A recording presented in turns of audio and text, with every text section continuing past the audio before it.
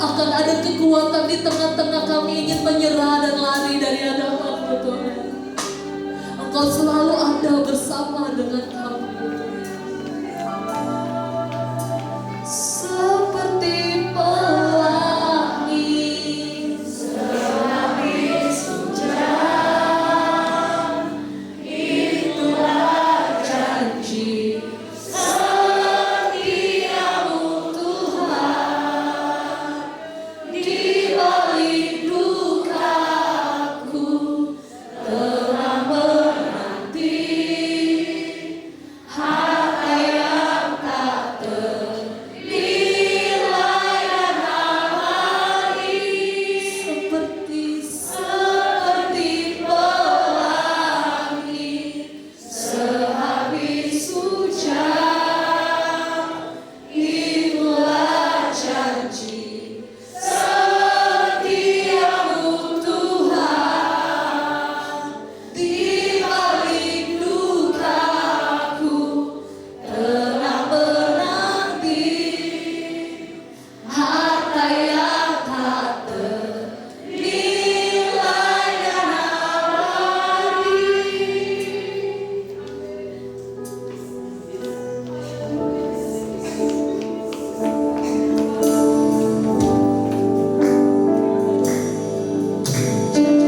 Seperti fajar pagi hari yang tiada pernah terlambat bersinar. Cintamu seperti sungai yang mengalir. Jalanku terhadap kasih-Mu, janji-Mu seperti fajar pagi hari. Oh Tuhan, yang tiada pernah terlambat bersinar. Cintamu seperti sungai yang mengalir, dan ku tahu betapa dalam kasih-Mu. Janji-Mu seperti fajar pagi hari, yang tiada pernah terlambat bersinar. Cintamu seperti sungai yang mengalir, dan ku tahu betapa dalam kasih-Mu. Janji-Mu seperti fajar pagi hari. Dengan kasih Kristus, Ibu Lidiawati, kita dalam doa firman Tuhan. Bersinar, cintamu seperti sungai yang mengalir, dan ku tahu betapa dalam kasih-Mu. Dan ku tahu betapa dalam kasih-Mu. Dan ku tahu betapa dalam kasih-Mu. Haleluya, haleluya, haleluya. Segala pujian, syukur, hormat, kemuliaan hanya bagi-Mu Bapa. Engkau sangat baik, teramat sangat baik dalam setiap kehidupan kami Bapa. Bapa yang baik, di pagi hari ini, hari Natal yang begitu indah, kami merasakan kehadiran-Mu luar biasa Bapa. Terima kasih Bapa yang baik. Engkau sangat teramat baik Bapa. Begitu dalam kasih-Mu dalam kehidupan kami. Kami ada sampai saat ini Tuhan. Itu semua karena kasih-Mu Bapa. Terima kasih Bapa yang baik. Buat kesehatan yang Kau berikan dalam kehidupan kami. Nafas kehidupan yang Kau berikan kepada kami Bapa. Sukacita yang luar biasa yang Kau berikan dalam kehidupan kami Bapa. Terima kasih Yesusku yang luar biasa. Bapa yang baik, hamba-Mu yang sudah masuk pujian Tuhan. Pakai hamba-Mu luar biasa lagi Bapa. Apapun yang menjadi misinya, apapun yang menjadi pergumulannya Bapa, biarlah Engkau menjawab tepat pada waktunya Bapa.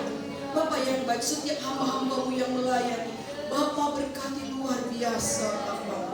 Bapa, terutama hambamu yang akan menyampaikan sabda firman Tuhan. Engkau lebih tahu apa menjadi kebutuhan rohani kami sidang jemaatmu di tempat ini Bapa. Jadikan kami menjadi murid yang luar biasa Tuhan, yang bertumbuh, yang menghasilkan buah yang manis, sedap di hadapanmu Bapa yang baik. Jadikan kami terang, jadikan kami berkat Tuhan di tengah orang yang belum mengenalmu Yesus sebagai juru selamat. Pakai hidup kami Bapa, mulut bibir kami, perkataan kami Tuhan, biar kami menjadi berkat terang Bapa yang baik. Terima kasih Bapa yang baik, Bapa yang baik. Ada kuasa kegelapan roh jahat menggulung di udara, ingin mencuri sabda firman-Mu Tuhan. Kami bersatu hati, kami teki, kami tolak dalam nama Yesus Kristus. Allah Roh Kudus, Allah Roh Kudus, ini hati kami Allah Roh Kudus, ini hidup kami Allah Roh Kudus. Urapi kami luar biasa Allah Roh Kudus, perbaharui hidup kami Allah Roh Kudus, biar kami berkenan di hadapan Bapa yang baik. Selagi masih ada waktu kesempatan yang Kau berikan dalam kehidupan kami Bapa, Bapa yang baik, pakai kami menjadi Allah Bapa yang baik. Bapa yang baik, berkati kehidupan kami Bapa, berkati luar biasa Bapa yang baik. Terima kasih Bapa yang baik, kami sanggup berkat firman-Mu di dalam nama Tuhan Yesus Kristus. Haleluya, amin. Silakan duduk Bapak Ibu Saudara, dan saya persilakan kepada hamba Tuhan yang melayani.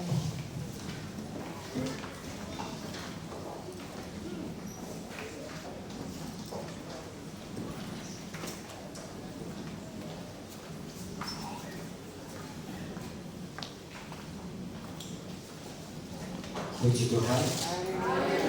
Puji Tuhan. Haleluya. Kita bersyukur di hari ini kita sama-sama memperingati di mana hari ini adalah hari kelahiran Tuhan kita. Ya, Dia hadir, Dia lahir, Dia hidup untuk memberikan sesuatu yang spesial bagi umat manusia. Ya, semua manusia ya harus mendapatkan yang terbaik dari kelahirannya, ya, kematiannya, ya, kebangkitannya, ya, semuanya kita semua harus mendapatkan yang terbaik. Ya, kita bersyukur ya pagi hari ini jelang siang ini kita ada, ya, karena kita rindu diberkati dan pasti Tuhan kita Yesus Kristus mempersiapkan berkat yang indah bagi kita semuanya. Mari kita sama-sama Bapak Ibu, saudara-saudariku yang terkasih, kita membuka Alkitab kita yang terdapat di Lukas pasal yang kedua. Lukas pasal yang kedua. Kita akan membaca satu perikop yang judulnya adalah Gembala-Gembala. Lukas pasal yang kedua ayat 8 sampai ayat yang ke-20. Kita akan baca ayat yang genap itu para laki-laki, pria-pria, dan yang ganjil kaum wanita. Di akhir 20 kita akan baca bersama-sama. Semuanya sudah menemukan? Kalau sudah, kita akan baca bergantian ya. Kita akan baca di dalam nama Tuhan Yesus Kristus. Di daerah itu ada gembala-gembala yang tinggal di padang, menjaga kawanan ternak mereka pada waktu malam.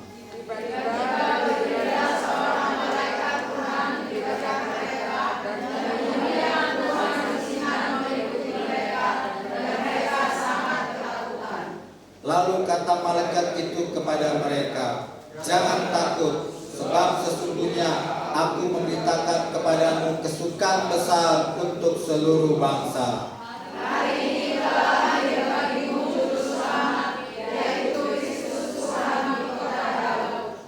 Dan inilah tandanya bagimu, kamu akan menjumpai seorang bayi yang dibungkus dengan lampin dan terbaring di dalam palungan."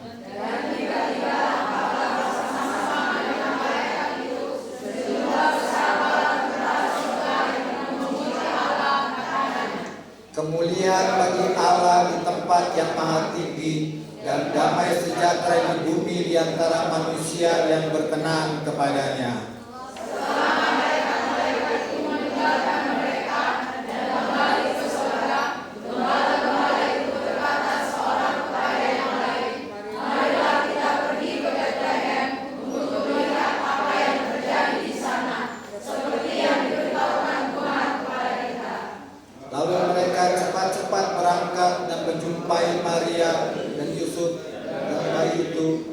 sedang berbaring di dalam palungan.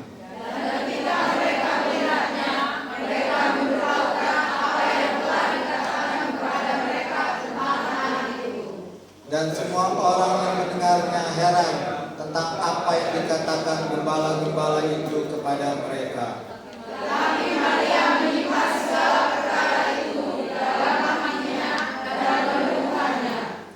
Maka kembalilah gembala-gembala itu sambil memuji dan memuliakan Allah karena segala sesuatu yang mereka dengar dan mereka lihat semuanya sesuai dengan apa yang telah dikatakan kepada mereka. Puji Tuhan, silakan duduk. Inilah cerita yang telah ditulis oleh para muridnya, ya, di mana ya cerita tentang kelahiran Yesus Kristus yang disaksikan oleh para gembala-gembala, ya. Para gembala, ada gembala upahan, ada gembala sungguhan, ya. Karena kita tahu, ya, gembala ini adalah, ya, serikas bagi orang Israel. Pekerjaan mereka gembala. Namun bagi pekerjaan bangsa negara lain, gembala itu adalah pekerjaan yang hina, ya. Namun berbeda. Di kacamata Tuhan, ya, dunia boleh memandang kita hina, tapi di mata Tuhan belum tentu, ya. Belum tentu itu, ya. Itulah hebatnya Tuhan kita. Kacamata Tuhan dan kacamata orang berbeda. Maka itu pakai kacamata Tuhan, jangan pakai kacamata manusia. Itu pasti salah, ya. Itu yang terjadi, ya. Ya, di sini, ya, sudah tertulis, ya.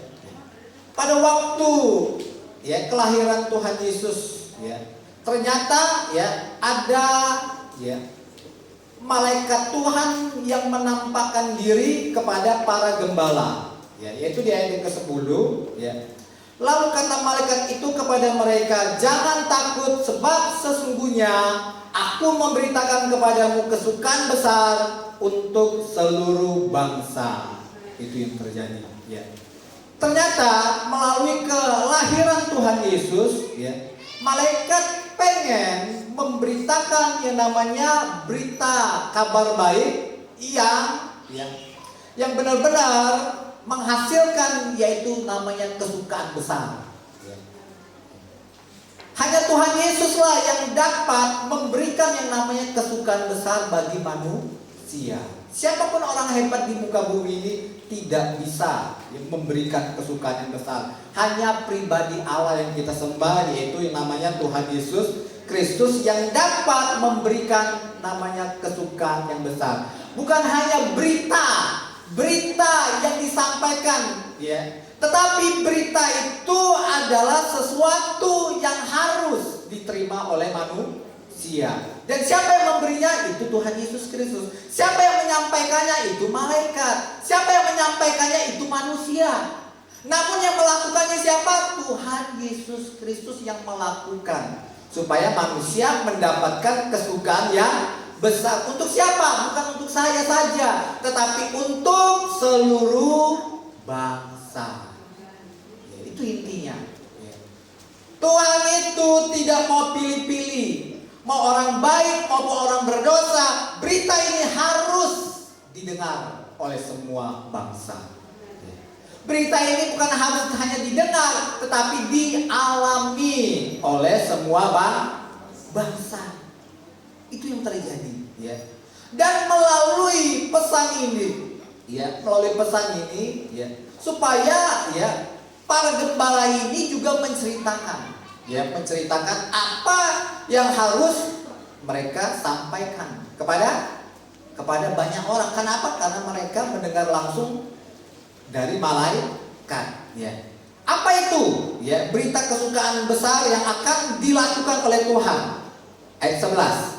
Hari ini telah lahir bagimu juru selamat, yaitu Kristus Tuhan di kota Daud. Ya. Berita kesukaan itu bahwa hari ini telah lahir bagimu juru selamat. Ya.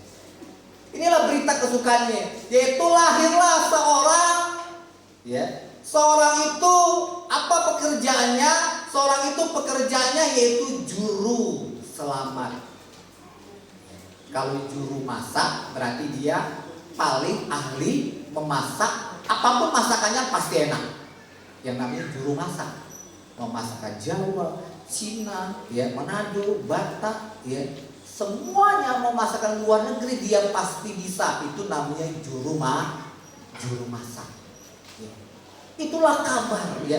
Namanya juru masak pasti dia bisa menyediakan makanan yang paling enak dan paling bergizi. Belum tentu enak, belum tentu bergizi.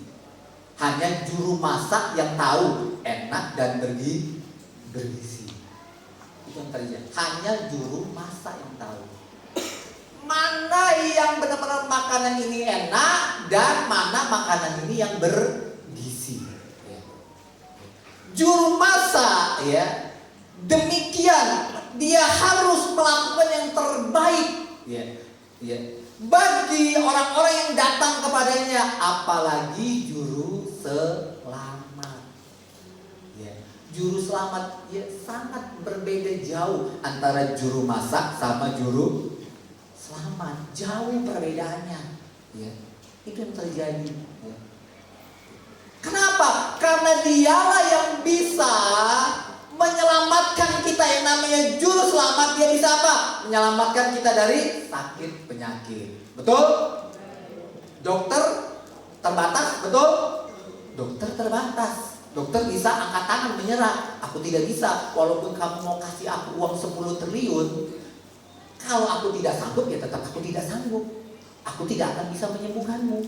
Siapa yang hanya bisa menyembuhkan kita? Tuhan Yesus Kristus. Tidak ada yang mustahil bagi dia. Makanya dia dibilang juru selamat. Juru selamat kesehatan kita. Gak ada sakit penyakit yang sangat susah bagi Tuhan Yesus untuk disembuhkan. Ya. Itulah kabar. Satu apa? Dia mau menyelamatkan kita dari apa? Dari penyakit kita. Makanya ketika Tuhan Yesus hadir, banyak kesembuhan, banyak kesembuhan yang ada. Itu yang terjadi, ya. Orang apa? Orang yang susah dia hiburkan, orang yang lemah dia kuatkan. Itu namanya juru selamat, ya. Itu yang terjadi, ya. Dia itu juru yang kuat, yang bisa menguatkan. Dia itu juru penghibur, dia bisa menghiburkan. Apapun kesusahan kita, seberat apapun masalah kita, hanya Tuhan Yesus yang sanggup menghibur kita. Seberat apapun persoalan kita, hanya Yesus yang dapat menyelesaikan masalah itu. Itu terjadi. Walaupun masalah itu tetap belum selesai, namun Tuhan mampu memberikan kita kekuatan dalam menghadapi persoalan itu.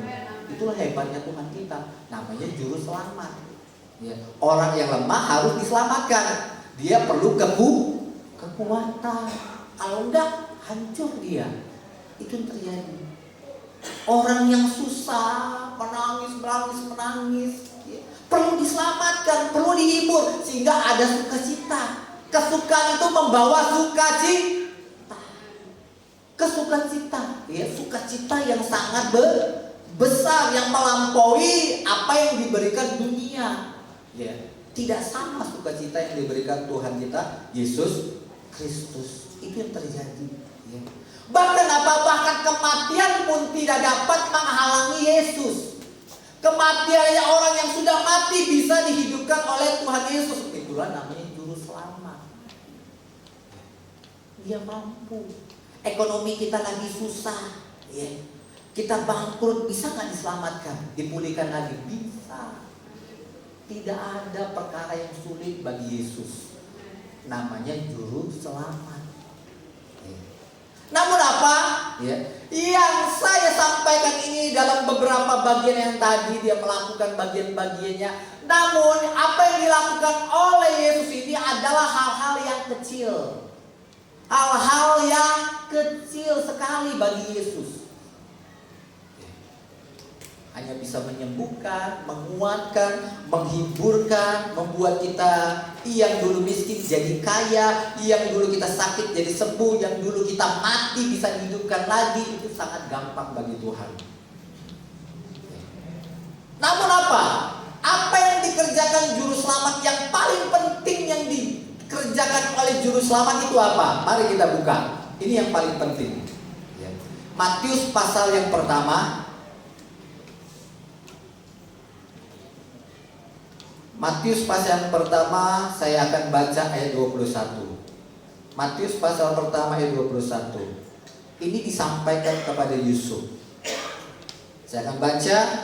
Ia akan melahirkan anak laki-laki, dan engkau akan menamai dia Yesus. Karena dialah yang akan menyelamatkan umatnya dari dosa mereka. Nah, ya. Inilah yang paling puncak, inilah yang paling penting, ya, yang harus dikerjakan oleh juru selamat. Ya. Inilah yang paling penting, ini yang paling utama, ya, yang akan dikerjakan oleh juru selamat, yaitu menyelamatkan semua manusia dari dosanya. Dulu ketika kita berdosa, akhirnya kita kena sakit penyakit. Banyak sakit penyakit itu timbul karena dosa. Ya. Namun apa? Ketika Tuhan sembuhkan mereka, apakah mereka dijamin setelah sembuh dari sakit penyakit, mereka dijamin tidak pernah lagi berbuat dosa? Dijamin gak? Gak dijaminan bagi orang itu. Sesudah sembuh dari sakit penyakitnya, walaupun apa, Tuhan sering bilang apa? Dosamu sudah diampuni, sakit penyakitmu sudah disembuhkan. Apa terakhir? Jangan berbuat dosa lagi. Itu pesan Tuhan Yesus kepada orang-orang yang disembuhkan. Namun, apakah jaminan? Justru orang yang sudah sehat, wow, makin gila lagi melakukan dosa. Dulu pas lagi sakit, ampuni aku Tuhan, gak bisa berbuat dosa lagi. Sudah sembuh, sudah 1 bulan sembuh, sudah mulai tanduknya keluar lagi. Gak selamat. Orang ini selamat dari sakit penyakit, tetapi tidak selamat dari dosa. Tuhan itu serius sama dosa, bukan serius sama sakit penyakit. Dia itu sangat serius sama dosa. Karena dosa itulah yang membuat manusia tidak selamat. Apakah artinya dosa? Dosa itu adalah sesuatu yang meleset. Walaupun hanya sedikit sekali dia meleset, itu tetap dosa. Dia menyimpang dari kebenaran, walaupun sedikit dia menyimpang dari kebenaran, dikatakan apa? Berbohong demi kebaikan. Itu namanya tetap dosa. Tetap dosa membuat kita tidak akan bisa masuk surga. Gak bisa masuk surga. Itu yang terjadi. Jangan sepele, Tuhan itu anti dengan dosa. Tuhan itu gak anti sama kita. Yang Tuhan itu anti sama dosa. Karena apa? Karena kita menyimpang dari kebenaran, menyimpang dari firman Tuhan. Itu yang Tuhan benci. Tuhan tidak benci kita, namun Tuhan benci dosanya. Maka itu kita perlu diselamatkan. Bagaimana caranya? Kita yang sudah disembuhkan, jangan lagi berbuat dosa. Yang terjadi. Itulah yang Tuhan rindukan, supaya manusia tadi yang sudah disembuhkan, yang dulu susah dihiburkan, dulu yang lemah dikuatkan, dulu yang miskin sudah jadi kaya, dulu yang mati dihidupkan lagi. Bagaimana caranya orang-orang yang hidup ini jangan berbuat dosa lagi. Itu intinya. Itu inti dari Natal. Supaya manusia itu jangan lagi berbuat dosa. Itulah Allah sangat serius dengan dosa. Jangan main-main dengan dosa. Jangan pernah main-main dengan dosa. Karena Allah hadir karena apa? Karena dosa. Allah mati karena apa? Karena dosa. Dia gak pernah main-main dengan dosa. Tapi dia sayang kepada Bapak Ibu, saudara-saudara sekalian. Dosanya itu yang mau dibereskan. Dosa kita yang mau dibereskan Tuhan. Ya. Gampang kalau kita mau diampuni, gampang tinggal datang Tuhan minta ampun. Tapi selesai dosa kita diampuni, apakah kita tidak berbuat dosa lagi? Gak ada jaminan kan? Malah seringkali pada kenyataannya kita renungkan aja sendiri, tetap melakukan dosa. Kayaknya kita mempermainkan Tuhan, seakan-akan kita mempermainkan Tuhan. Itu yang terjadi. Makanya Tuhan mau benar-benar kita mendapatkan yang terbaik. Bagaimana caranya kita bisa selamat dari dosa? Itu yang akan dilakukan Tuhan Yesus. Bagaimana caranya supaya kita bisa selamat dari dosa? Yang Yesus mau kerjakan dalam hidup kita, pada akhirnya bagaimana caranya kita bisa kebal dari dosa? Yang artinya tidak lagi bisa berbuat dosa. Itulah yang namanya Tuhan menyelamatkan kita dari dosa. Bukan hanya sekedar diampuni, bukan hanya sekedar ditebus sudah selesai. Tidak. Tuhan mau bagaimana caranya kita tidak lagi dapat berbuat dosa. Itulah pesan Natal yang paling penting. Hanya Yesus yang bisa membuat kita sama seperti Yesus, yang benar-benar tidak lagi melakukan dosa. Yesus dengan kita sebenarnya sama loh, sama-sama manusia 100%, sama, gak ada bedanya, sama-sama manusia 100%. Nah, sekarang yang kita cari tahu, bagaimana caranya kok Yesus bisa, kok dia bisa tidak melakukan dosa? Banyak cobaan Yesus atau cobaan kita? Ayo, banyak cobaan Yesus. Lebih susah mana cobaannya? Cobaan Yesus apa cobaan kita? Ayo. Tetapi dia tidak berbuat dosa. Kenapa dia tulis melalui murid-murid kisah ini? Supaya kita cari tahu bagaimana caranya Yesus itu benar-benar tidak melakukan dosa. Itu yang terjadi. Dan ketika kita serius, kita seperti raja, karena status kita sudah raja. Ketika kita benar-benar serius meneliti, maka Tuhan pasti kasih tahu. Karena kemuliaan raja menyelidiki segala sesuatu. Kalau kita menyelidiki, pasti Tuhan kasih tahu bagaimana caranya. Itu terjadi. Gak ada sesuatu yang tidak dibukakan Tuhan ketika kita serius untuk belajar, bertanya, itu terjadi. Kesukaan yang paling besar yang Tuhan beritakan supaya semua manusia di seluruh bangsa tidak lagi bisa berbuat dosa. Itu yang terjadi. Sekarang menjadi pertanyaannya, bagaimana caranya? Coba kita renungkan tema ini. Tema ini adalah kunci bagaimana caranya kita dapat tahu rahasianya. Kasih Allah yang menyelamatkan. Kasih Allah yang menyelamatkan. Melalui kasih, sehingga dia turun ke dunia, dia menyembuhkan sakit penyakit kita. Betul kan? Itu karena kasih kan? Karena kasih, dia menguatkan kita, menghibur kita, membuat kita, usaha kita makin sukses, makin jaya. Melalui kasih, orang mati bisa disembuhkan. Semuanya karena kasih. Dia mati di atas kayu salib karena kasih. Itu yang terjadi. Jadi kuncinya apa?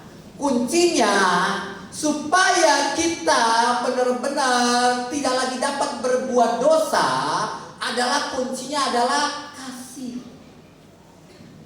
Gak ada jalan lain. Kuncinya adalah kasih.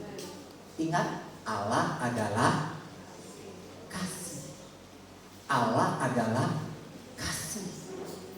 Kenapa Tuhan Yesus walaupun banyak godaan, tantangan yang berat, namun dia tidak berbuat dosa? Kenapa? Karena kasih.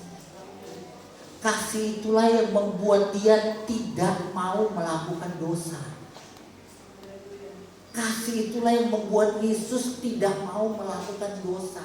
Dia mengasihi Allah dan mengasihi manusia. Dia mengasihi Allah dan mengasihi manusia. Itu intinya. Tuhan mau datang ke dunia, apa yang diberikan? Dia berikan kepada kita adalah kasih. Apa yang ada pada Yesus dia mau berikan kepada kita, sehingga di dalam diri kita juga memiliki kasih. Kasih yang benar itu apa namanya? Kasih agape. Kasih eros brengsek, tapi untuk suami istri top chair. Karena itu hubungan antara suami istri. Itu yang terjadi. Namun untuk orang lain itu namanya penghinaan, dosa. Kasih pilihan, ya, kasih storge, semuanya baik, namun tidak sebaik namanya kasih agape. Itu kasih yang sempurna. Kasih itulah yang mau diberikan kepada kita. Sampai kasih itu menjadi saya. Sampai kasih itu menjadi Dolphy. Sampai kasih itu menjadi Frankie. Sampai kasih itu menjadi kita semuanya. Itu yang mau ditawarkan melalui kabar baik ini. Hai anak-anakku, aku akan berikan kasih supaya engkau berubah jadi kasih. Tidak lagi menjadi dirimu lagi. Kalau diri kita ini orang yang sangat lemah. Sangat lemah untuk melakukan berbagai-bagai kejahatan. Namun Tuhan mau rubah kita jadi apa? Jadi kasih. Supaya Tuhan rubah kita jadi kasih, yaitu Dia berikan dulu kasihnya. Dia perlihatkan dulu, ya inilah aku, Yesus yang datang ke dunia sebagai manusia 100%, namun aku juga kasih 100%. Kasih 100% kepada Allah, kasih 100% kepada manusia. Tidak ada duanya kasih sama. Dia mengasihi Allah, dia juga mengasihi manusia. Sama-sama 100%. Makanya dia bilang apa? Yang terutama adalah kasihilah Tuhan Allahmu dengan segenap hatimu, segenap jiwamu, segenap kekuatanmu, dan segenap akalmu. Itulah kasih yang ada pada Yesus. Ya, kasih ini tidak bisa diambil. Karena kasih itu adalah Yesus Kristus sendiri. Mengapa Yesus tidak berbuat dosa? Kenapa? Karena kuncinya kasih. Dia bukan hanya memberikan kita uang, sekedar uang. Ini uang. Uang tidak jaminan kita bebas dari dosa. Namun uang makin jadi kita banyak berbuat dosa. Namun kalau kita mengerti bahwa kasih itulah yang membuat kita bebas dari dosa. Sama seperti Yesus. Kenapa dia bebas dari dosa? Karena kasih. Kasih inilah yang menyelamatkan kita. Kasih agape inilah yang menyelamatkan kita. Kasih eros tidak menyelamatkan kita. Kasih kepada keluarga tidak dapat menyelamatkan kita. Kasih terhadap persahabatan tidak dapat menyelamatkan kita. Gak bisa, cuman kasih agape yang bisa menyelamatkan kita dari dosa. Itu terjadi. Hanya kasih agape, kasih Allah yang bisa menyelamatkan kita. Sehingga apa? Sehingga kita tidak lagi bisa berbuat dosa. Itu yang terjadi. Ya. Mari kita baca. Ya. Kasih adalah buah yang pertama, betul? Dalam 9 buah roh. Kasih itu adalah buah pertama. Kenapa harus ditempatkan yang terutama? Ya, itu yang jadi pertanyaannya. Kenapa kasih itu ditempatkan yang paling pertama di antara 9 buah roh? Ternyata apa? Karena kasih itulah kunci untuk dapat melahirkan lebih banyak buah-buah. Ayo kita baca 1 Korintus pasal yang ke-13. 1 Korintus pasal yang ke-13.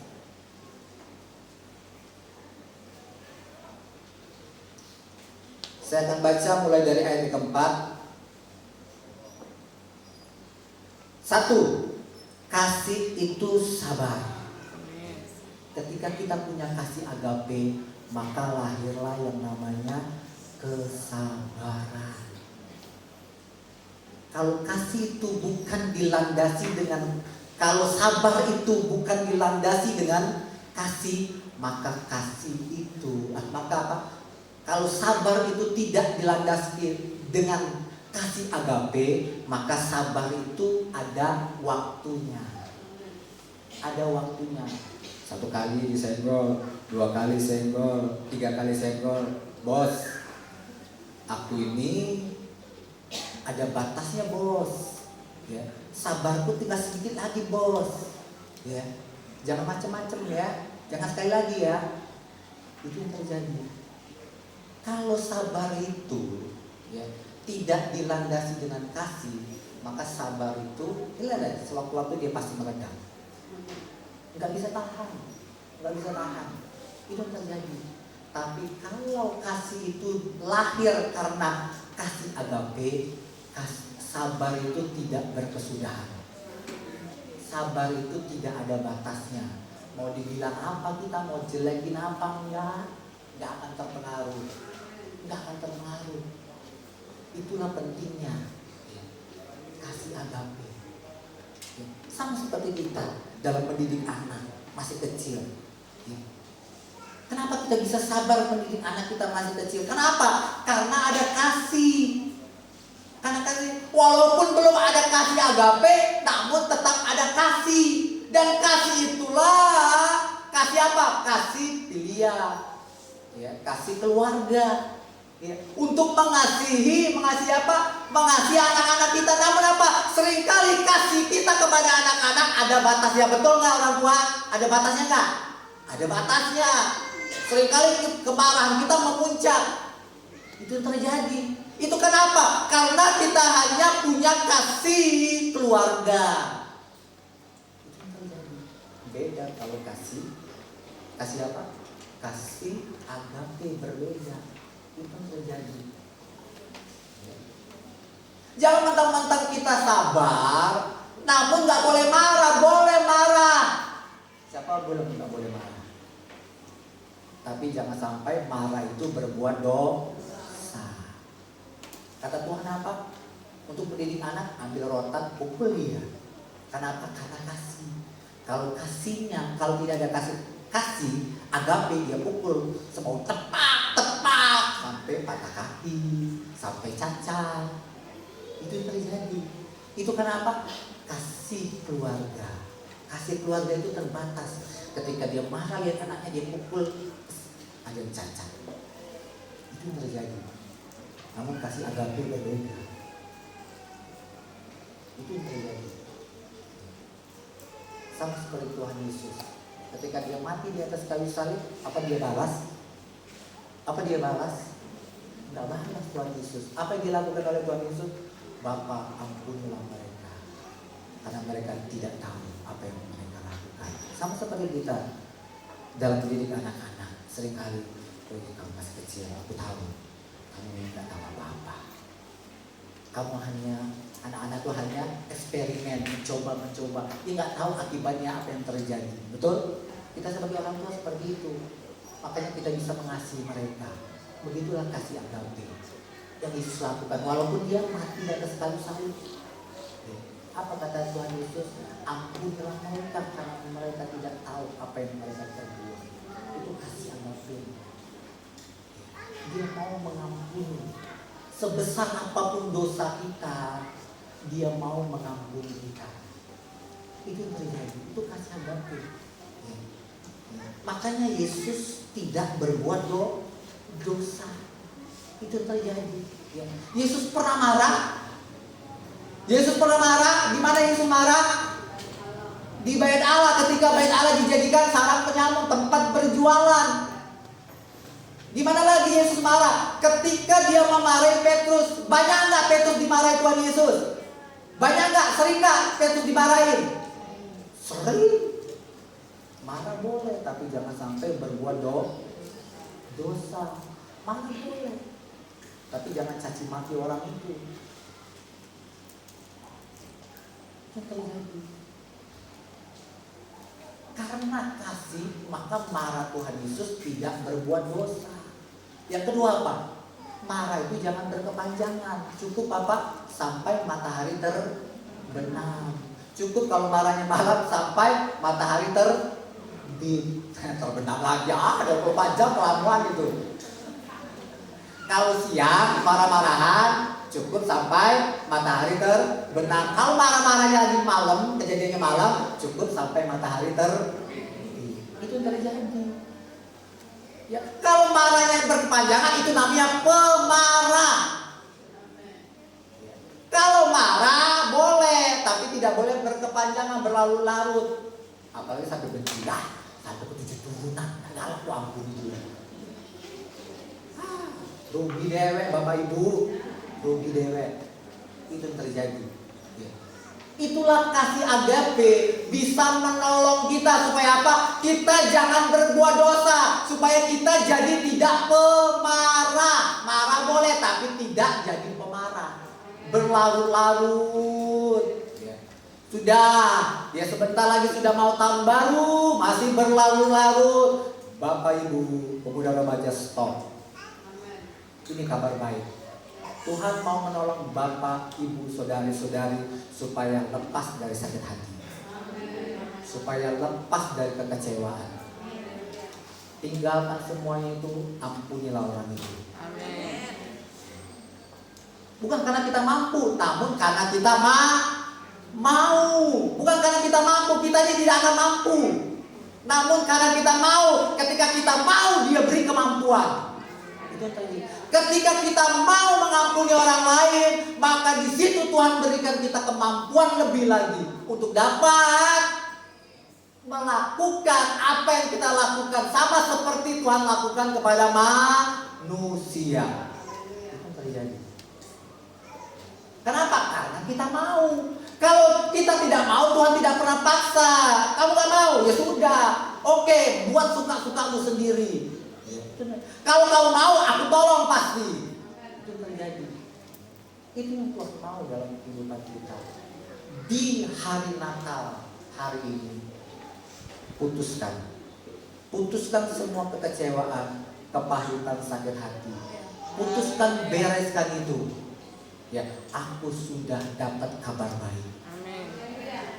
Aku sudah dapat kabar baik. Kabar baik yang menjamin saya tidak akan lagi bisa sakit hati sama orang lain. Tidak akan bisa lagi ya, sedih terhadap orang lain. Apapun yang dilakukan walaupun pahit, namun ketika aku memandang Yesus semuanya sirna. Kalau tidak apa? Kalau tidak kita yang rugi sendiri. Ya. Kita tidak akan pernah selesai akan dosa. Padahal Yesus serius akan dosa. Yesus serius supaya kita tidak lagi melakukan dosa. Karena kita tahu yang namanya sakit hati, kekecewaan, kebencian itu seringkali terjadi di mana-mana, termasuk di gereja. Itu terjadi di mana tempat orang berkumpul, di keluarga aja terjadi. Anak bisa nggak sakit hati sama orang tua? Itu bisa. Makin dekat kita dengan orang, makin sakit hatinya lebih besar. Betul? Makin kita dekat sama orang, makin sakit hati kita sama orang itu lebih besar. Itu yang terjadi. Tapi kalau kita makin dekat dengan Tuhan, yakinlah ya, sakit hati kita kepada orang lain tidak akan besar. Cuman cukup sampai matahari terbenam. Itu yang terjadi. Namun kalau kita dekat sama orang itu, kita jauhkan Tuhan, yalah, suatu hari kita akan sakit hati. Lama pasti sakit hati. Namun kalau kita dekat sama Tuhan, maka apa? Walaupun sahabat kita, keluarga kita menyakiti kita, semuanya cepat selesai. Cepat selesai. Kenapa? Kasih agape. Itu terjadi. Keluarga aja bisa, anak aja bisa meninggalkan orang tua, pergi meninggal. Aku nggak mau lagi, orang tua aja bisa. Kamu pergi, kamu bukan lagi anakku. Kenapa? Kasih keluarga. Pondasinya kasih keluarga, bukan kasih agape. Itu terjadi. Beda dengan bapak dan anak bungsu.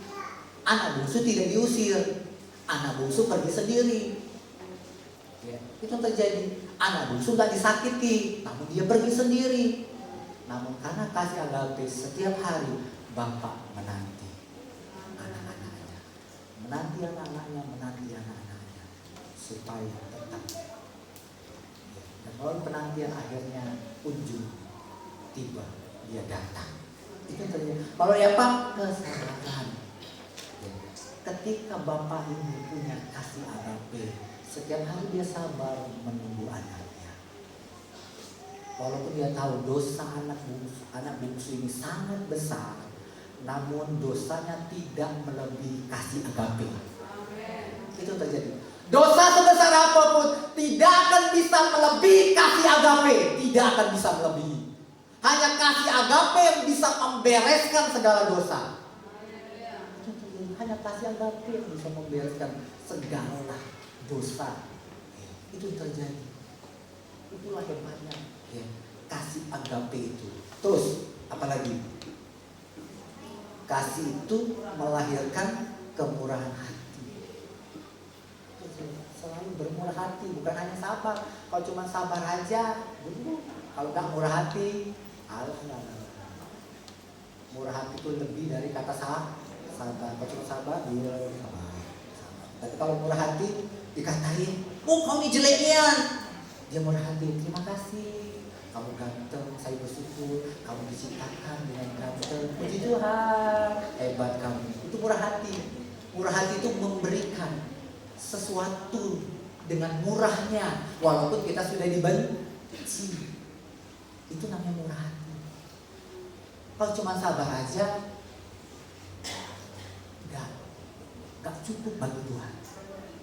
Tuhan mau kalau kita dikatain, balas, kita puji Dia. Balas. Kita dituntut Tuhan, balaslah kejahatan dengan kebaikan. Makanya perlu dikasih apa? Kemurahan hati. Kalau nggak ada kasih agape, susah. Sabar aja susah, apalagi memurah hati. Betul nggak? Betul nggak? Sabar aja susah, apalagi memurah hati. Itu yang terjadi. Inilah kunci ketika kita menghadapi setiap perkumpulan. Kita butuh apa? Kesabaran, dan kita butuh apa? Kemurahan hati. Sehingga apa? Sehingga perkumpulan itu tidak terjadi yang namanya perpecahan.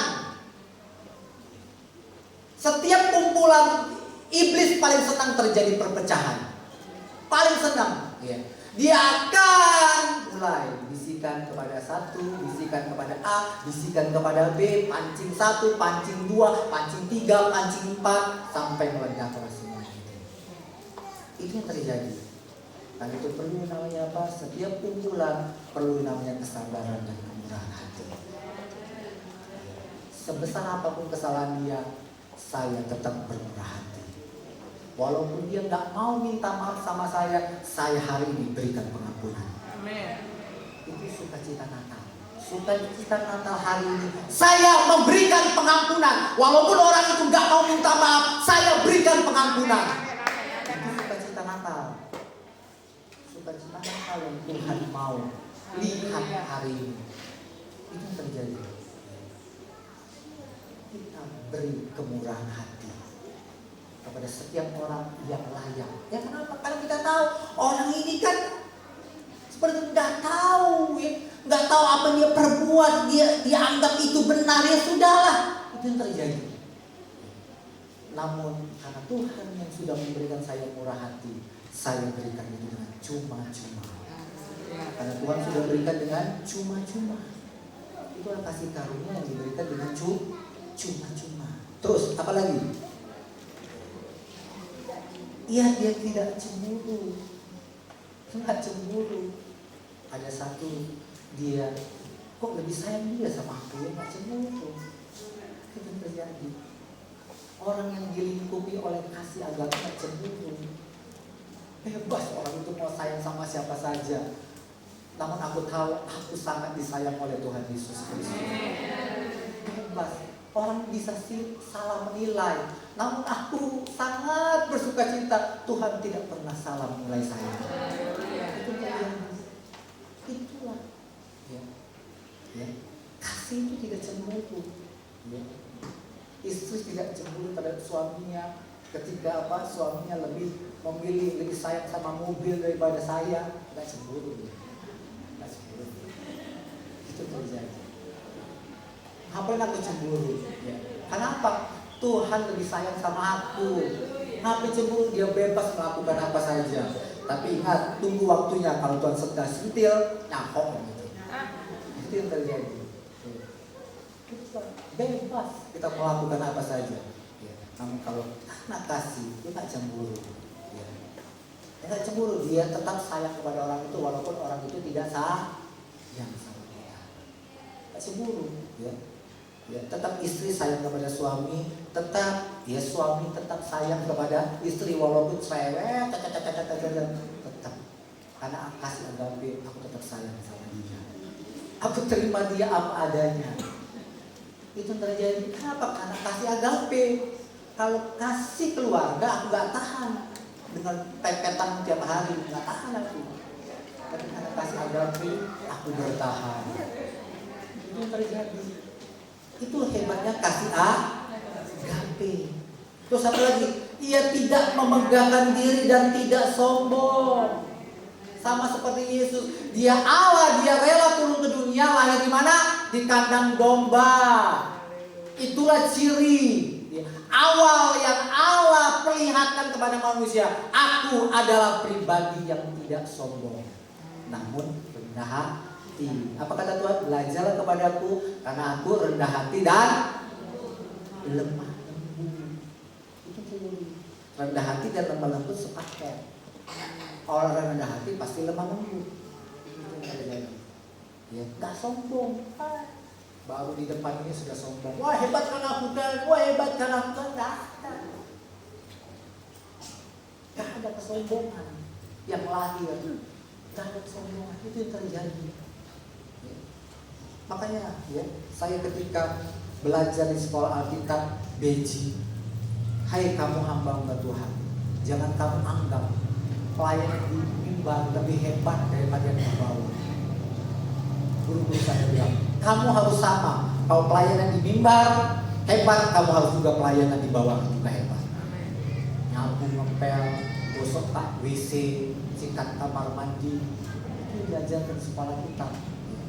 Sampai mama pun, sampai hari ini walaupun sudah tua, masih mau turun ke kamar mandi, sikat kamar mandi.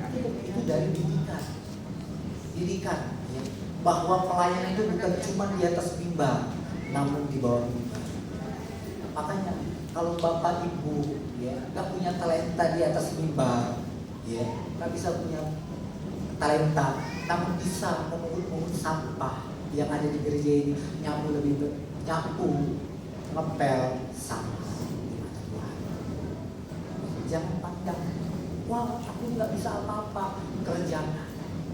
Kerjakan dengan tulus. Kenapa? Kan ada cerita ya, di mana bapak-bapak yang nggak punya talenta ada di atas mimbar. Namun apa? Namun dia mau belajar melayani. Apa dia belajar melayani? Doa. Dia belajar melayani doa. Melalui doa Tuhan bilang, gerakan. Sudah kamu nyapu, ngepel, parkir. Bapak ini gak banyak ngomong. Dia hanya mengerjakan tugasnya. Tapi di dalam gerejanya seringkali terdapat masalah. Satu dengan lain saling mengadu cerita. Ketika dia datang, kenapa kamu sedih? Ya, aku sedih. Ya, aku disakiti oleh gereja. Apa kata bapak ini? Ya, sudah ampunilah dia. Ya, jangan kamu sakit hati. Dia tidak mau membela A dan B. Pendamai itu tidak mau bela A dan B. Dia posisinya ada di tengah. Ini yang Tuhan cari. Cari anak-anak Tuhan yang mau menjadi pendamai. Tidak ada di pihak A, tidak ada di pihak B. Dia hanya penengah untuk mendamaikan A dan B. Itu dilakukan. Ya. Ketika orang itu nggak mau, sudah dia doakan. Apa terjadi ketika dia meninggal? Gembalanya meninggal. Apa terjadi? Ternyata orang ini mahkotanya lebih besar daripada gembalanya. Kenapa? Seringkali gembala juga seringkali memihak kepada A, seringkali memihak kepada B. Seringkali lebih prioritaskan kepada orang kaya daripada si miskin. Kadang-kala gembala juga melakukan kesalahan. Namun bapak ini tidak terdapat kesalahan. Karena apa? Karena kasih agape. Itu tidak terlihat. kesalahan padanya. Makanya mahkotanya lebih besar. Walaupun dia tidak punya talenta di atas mimbar, dia tidak punya talenta di atas sini. Namun kalau kita punya talenta di atas sini, kita juga mengerjakan yang di bawah. Itu terjadi. Itu ya, sampai Bapak ini kerenannya. Betapa dia pikir akulah mahkota yang paling kecil. Namun apa? Dialah ternyata mendapat mahkota yang lebih besar. Ya. Makanya Bapak Ibu punya remaja semangat. Ya. Jangan pilih-pilih pelayanan, jangan pilih-pilih. Semuanya bisa dikerjakan untuk menyenangkan Tuhan, asal dengan tulus mengasihi Tuhan, kasih agape. Seringkali pasti di dalam kumpulan ada masalah, selisih paham pasti terjadi itu. Namun kasih agape membereskan semuanya itu. Kasih agape itu mempererat hubungan kita, mempererat, menyatukan kita, sehingga kita tidak mengizinkan siapa? Iblis menipu kita, memecahkan persatuan itu dalam hidup kita. Itu yang terjadi. Ya. Tuhan mau, ya, Tuhan mau kita, ya, benar-benar serius. Apa kata Tuhan? Yaitu Tuhan mau Dia berikan kasih agape kepada kita. Makanya kita serius juga untuk kita juga serius menerimanya. Itu yang terjadi. Terus, ya, ia tidak melakukan yang tidak sopan. Ya. Kasih agape itu melahirkan kesopanan, sopan. Makanya sopan santun yang paling tinggi itu ada di Jawa. Ya. Ada di Jawa, tanah keraton, sopan santunnya. Namun ada jauh lebih tinggi. Siapa itu? Ada di kerajaan Salomo. Itu yang paling tinggi. Itu terjadi. Itulah namun sayangnya apa? Hikmat yang Tuhan taruh di dalam Salomo, kekayaan yang Tuhan percayakan kepada Salomo, namun dia lihat itu lebih berharga daripada kasih agape. Itu terjadi. Ya, ingat, kita harus serius benar-benar. Yang berharga itu bukan harta benda. Yang berharga itu adalah kasih agape.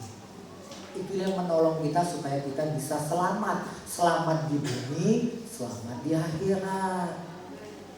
Selamat itu tidak menyakiti Tuhan dan tidak menyakiti sesama. Tidak menyakiti sesama. Yesus saja selalu berbuat baik, kata-katanya selalu benar. Tetap Yesus itu menyakitkan orang lain. Makanya kita jangan mundur. Kalau Tuhan sudah suruh itu, lakukanlah itu. Orang lain boleh sakit, namun kita tidak boleh sakit. Hati terhadap kita tetap ampun. Itu yang terjadi. Terus, dan tidak mencari keuntungan diri sendiri. Kalau kita itu, kalau tidak dilandasi dengan kasih agape, pasti ujung-ujungnya mencari keuntungan. Oh, hebat pengakukan, minta dipuji. Betul? Ya. Hebat kan masaanku, hebat kan ini, minta dipuji. Walaupun tidak minta duit. Minta pujian jauh lebih berharga daripada duit loh. Itu terjadi. Semua manusia itu notabene namanya manusia daging minta dipuji. Sudah nggak dipuji, dikatain lagi, namanya orang ini. Betul? Sudah melakukan dengan sungguh-sungguh, nggak dipuji, ya, malah disalah-salahin. Bersyukurlah kalau kita ketika kita sudah melakukan sungguh-sungguh, nggak dipuji malah dimarahin. Bersyukurlah. Bersyukur kenapa? Karena kita akan tahu dalam diri kita itu ternyata masih ada nggak kasih agape. Kalau tidak ada kasih agape, maka kita marah-marah. Apa dia wong itu, apa dia gitu. Bersyukurlah Tuhan sedang kasih tahu bahwa dalam hati kita masih belum bersih. Tuhan mau kasih tahu supaya kita bereskan ketidakbersihan hati kita. Hati kita harus dipenuhi dengan kasih agape. Sama seperti Daud. Daud sudah melakukan yang terbaik, ya, bagi Tuhan, bagi kerajaan, dan bagi siapa? Saul. Apa terjadi? Dia disalahkan, bahkan hendak dibunuh. Makanya apa? Makanya dia melarikan diri. Itu terjadi. Dia melarikan diri karena hendak dibunuh. Makanya apapun yang terjadi masalah, jangan kita pernah keluar. Kalau kita tidak disuruh keluar, jangan keluar. Itu mereka tuh kasih agape, dia akan tetap ada di tempat di mana Tuhan tunjuk kita. Dia tetap setia karena kasih agape. Itu yang terjadi. Makanya apa? Makanya ketika Daud sedang menghadapi masalah yang besar, apa yang terjadi? Malah Tuhan percayakan kepada Daud 400 orang yang sedang kesusahan, sedangkan dia orang susah. Orang yang sedang dikejar-kejar tidak dibunuh, namun Tuhan percayakan orang-orang yang susah-susah untuk Daud layani mereka. Itu yang terjadi. Jangan pernah kecewa. Kasih agape menolong kita dan menolong sesama. Itu yang Tuhan mau. Melalui kasih agape Tuhan mau menolong kita dan Tuhan mau menolong orang lain. Yang Tuhan akan percayakan dalam diri kita. Banyak orang lain datang kepada kita, minta bantuan. Melalui kasih agape kita bisa menolong mereka. Itu yang terjadi. Ya. Terus, ia tidak pemarah. Ya, jadi sudah disampaikan tadi. Ia tidak menyimpan kesalahan orang lain. Sudah tidak menyimpan kesalahan orang lain. Ya. Cukup sampai matahari terbenam. Ia tidak bersukacita karena ketidakadilan, tetapi ia bersukacita karena kebenaran. Sukacitanya hanya karena kebenaran. Ia menutupi segala sesuatu, percaya segala sesuatu, mengharapkan segala sesuatu, dan sabar menanggung segala sesuatu.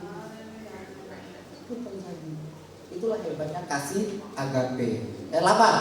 Kasih itu tidak berkesudahan. Nubuat akan berakhir, bahasa roh akan berhenti, pengetahuan akan lenyap. Sebab pengetahuan kita tidak lengkap dan nubuat kita tidak sempurna. Tetapi jika yang sempurna tiba, maka yang tidak sempurna itu akan lenyap. Apa yang sempurna itu? Kasih agape yang sempurna itu. Ya. Itu terjadi. Pengetahuan, nubuat itu akan lenyap.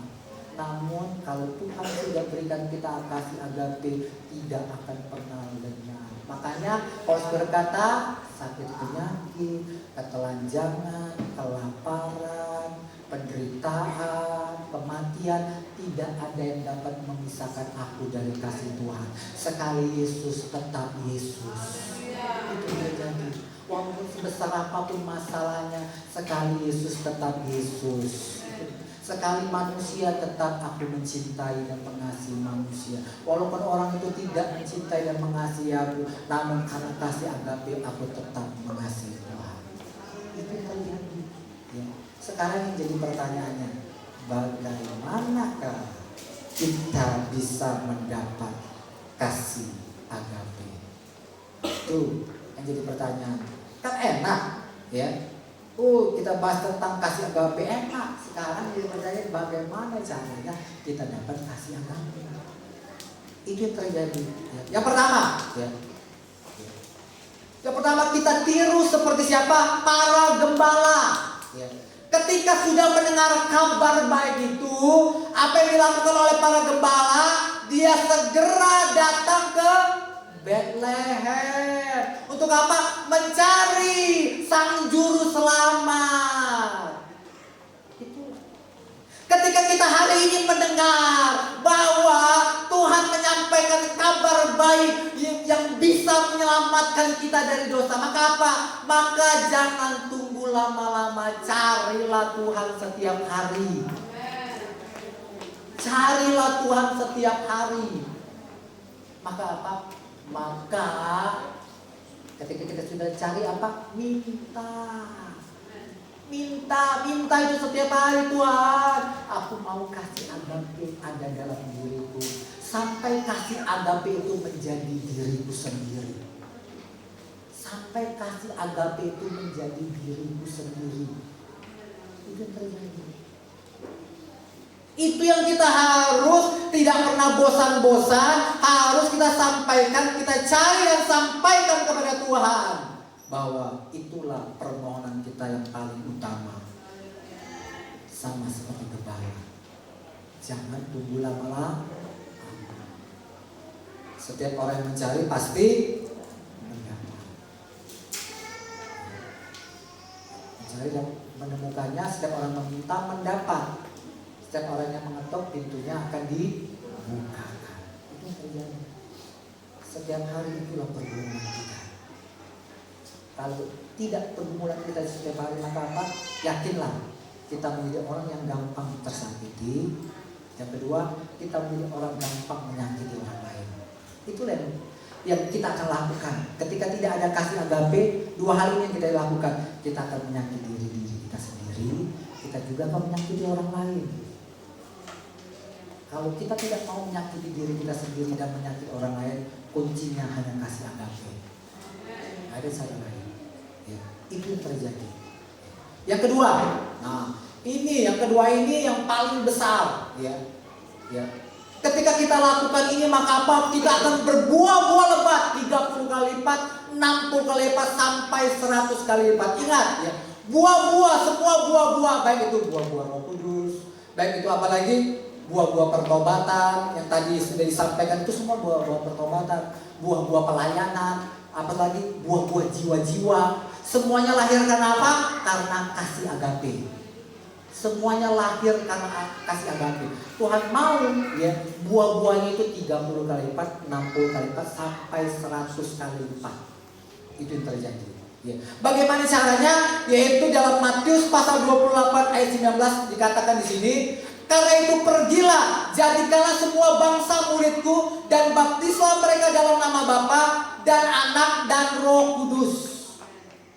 Ingat, ketika kita datang sama Tuhan, kita harus apa? Bilang, Tuhan, aku mau jadi muridmu. Aku mau jadi muridmu, Tuhan. Ingat pada waktu ya kisah Yesus ketika dia melihat ya pohon ara yang tidak berbuah, ya Tuhan Yesus mau apa? Mau tebang pohon ini. Terus apa kata kepada pengerja-pengerja sebagai tunggu dulu, ya tunggu dulu apa? Kasih waktu aku 1 tahun lah, kasih 1 tahun. Padahal waktunya sudah berapa tahun? 3 tahun.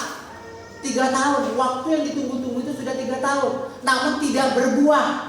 Maka Yesus sedang menebangnya. Ini gambaran apa itu 3 tahun? Gambaran ini bahwa murid-muridnya sudah mengikuti Tuhan selama 3 tahun setengah. Namun tidak didapati ada buah yang namanya buah kasih agape. Murid-muridnya ada kasih erot, kasih filia, kasih sorge, kasih persahabatan, kasih terhadap raja.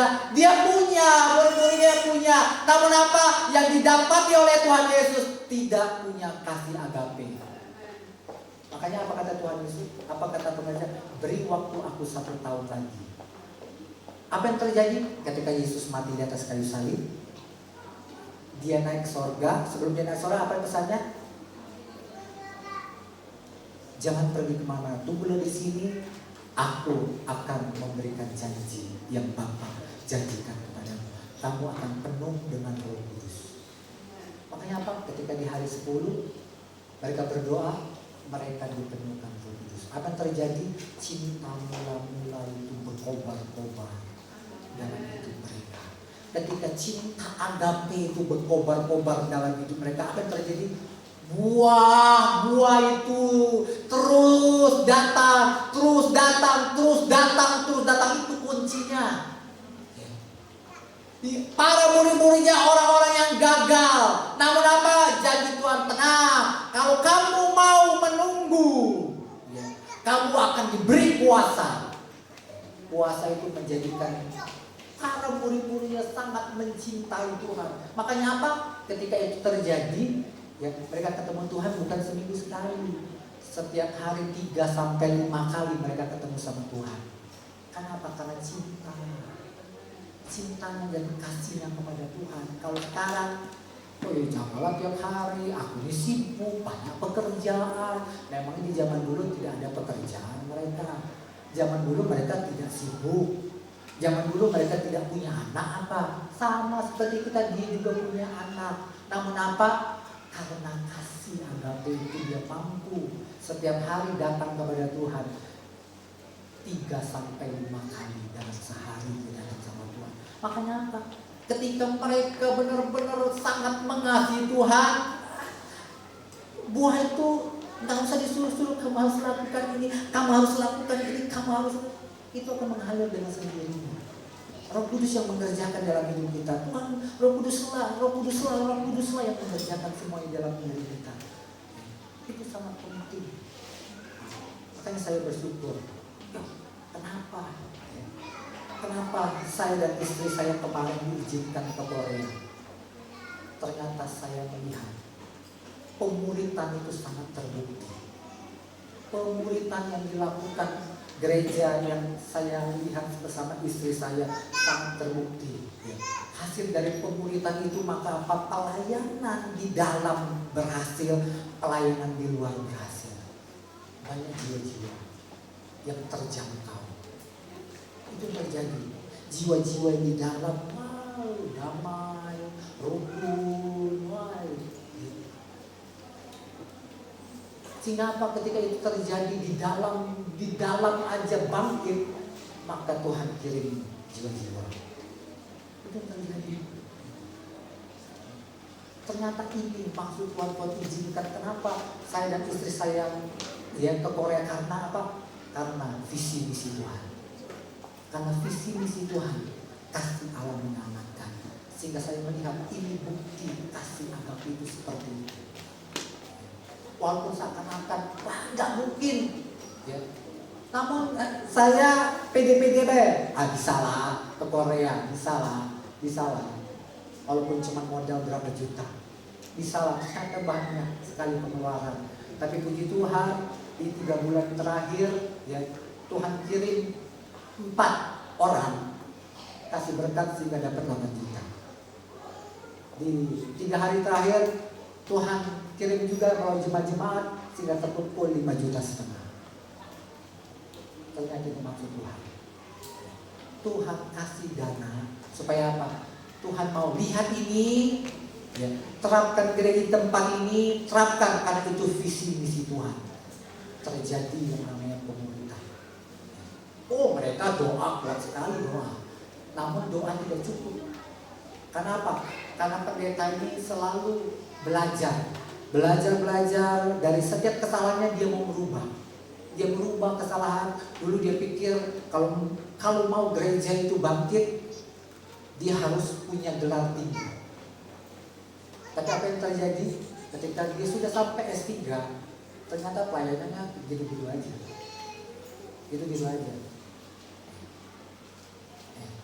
Akhirnya apa? Akhirnya banyak sekali pendeta dipermalukan dengan pendeta yang di Amerika Serikat yang banyak sekali jiwa-jiwa datang beribadah. Siapa itu? Kira-kira Bapak Ibu bisa jawab? John Austin. Wah, itu ibadahnya luar biasa sekali. Ternyata Bapak Pendeta John Austin itu tidak pernah mengecap S1 teologi, tidak pernah. Dia tidak menyampaikan dengan sistem teologi, kamu harus menyampaikan dengan harmonika, kamu harus menyampaikan dengan ini. Enggak ada. Dia apa? Dengan lutut berdoa. Itu terjadi.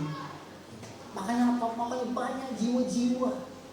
Ternyata ketika dia lakukan itu banyak jiwa-jiwa, memang banyak, ya. Dari cuman berapa orang, akhirnya sekarang sudah sampai 10.000. Namun ada yang masih kurang. Ternyata masih ada yang kurang walaupun sudah banyak berdoa. Ada yang kurang. Apa? Ternyata satu yang kurang. Pemuritan yang kurang. Kenapa? Melalui pemuritan itu akan lahir mentor-mentor. Mentor-mentor yang akan merangkul jiwa-jiwa yang datang. Merangkul jiwa-jiwa dengan kasih agape. Sehingga apa? Orang-orang yang datang betah. Sehingga orang-orang datang betah, bertahan, bahkan bisa berbuah lebat. Itu terjadi. Banyak pengalaman. hamba Tuhan ini menceritakan banyak kegagalan-kegagalan. Namun dia selalu minta kepada Tuhan, Tuhan, aku mau belajar dari kegagalanku. Aku mau belajar lebih baik, belajar lebih baik. Dan Tuhan mau juga di tahun ini, Tuhan mau visi-visi Tuhan terlaksana di gereja tempat ini.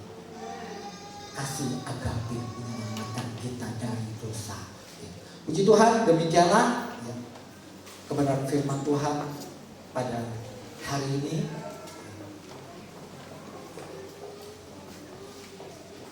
Inilah yang Tuhan mau dalam perjalanan kehidupan kita.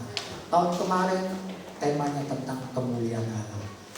Tuhan memperlihatkan bagaimana cara sehingga kita bisa melihat apa yang selama ini tidak terlihat.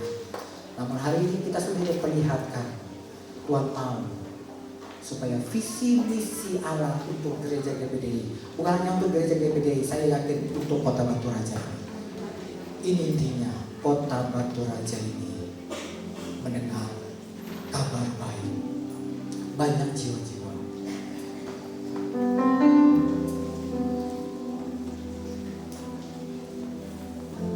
Kita akan ujian kasih Yesus hingga dalam hidup.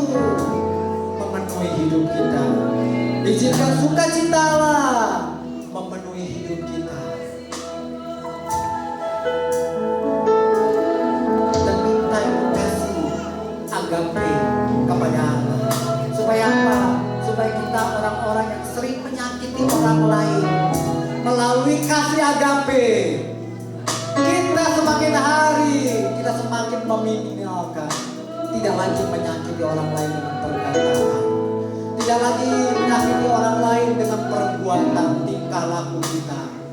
Kasih itu menyelamatkan kita dan menyelamatkan orang lain. Kasih Yesus, indah dalam hidupku, menghiasi hati dan jiwa. Tak dapat hidup tanpa kasih-Mu, Tuhan. Pegang tanganku sepanjang jalan.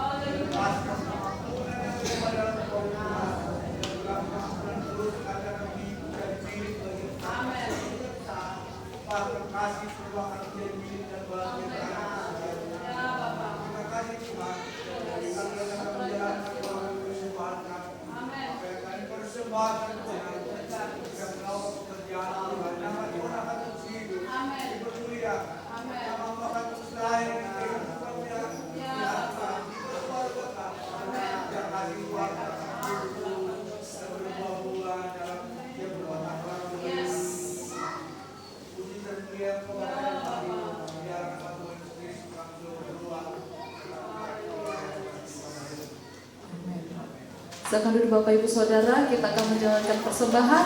Persembahan akan dijalankan satu kali dengan maju ke depan. Kita angkat pujian, bersukacitalah, mari sambut Sang Raja Damai.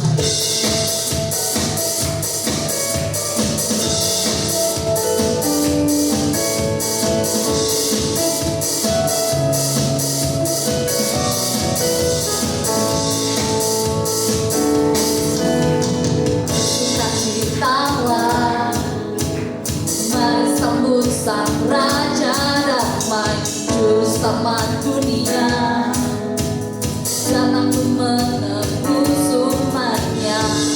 Kabar sukacita untuk kita semua yang berharap kepadanya. Dan kau adalah kisah kasih yang terindah, kasihnya selamatkan setiap dosa manusia. Dan kau adalah kisah kasih yang terindah, Tuhan beserta kita, Immanuel. Sukacitalah, mari sambut Sang Raja Damai, Juru Selamat dunia, datang untuk menebus umatnya. Kabar sukacita untuk kita semua yang berharap kepadanya. Dan kau adalah kisah kasih yang terindah, kasihnya selamatkan setiap dosa manusia. Dan kau adalah kisah kasih yang terindah, Tuhan beserta kita, Immanuel. Dan kau adalah kisah kasih yang terindah, kasihnya selamatkan setiap dosa manusia. Dan kau adalah kisah kasih yang terindah, Tuhan beserta kita, Immanuel. Dan kau adalah kisah kasih yang terindah, kasihnya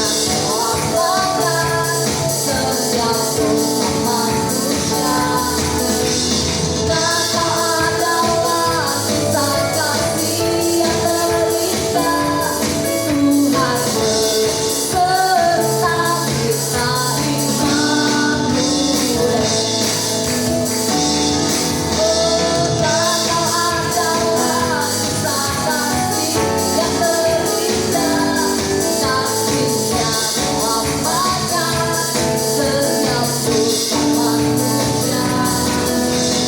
Dan kau adalah kisah kasih yang terindah, Tuhan beserta kita, Immanuel.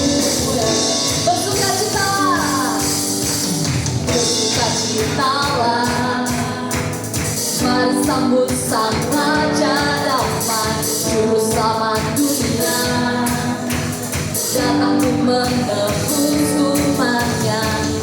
Kabar sukacita untuk kita semua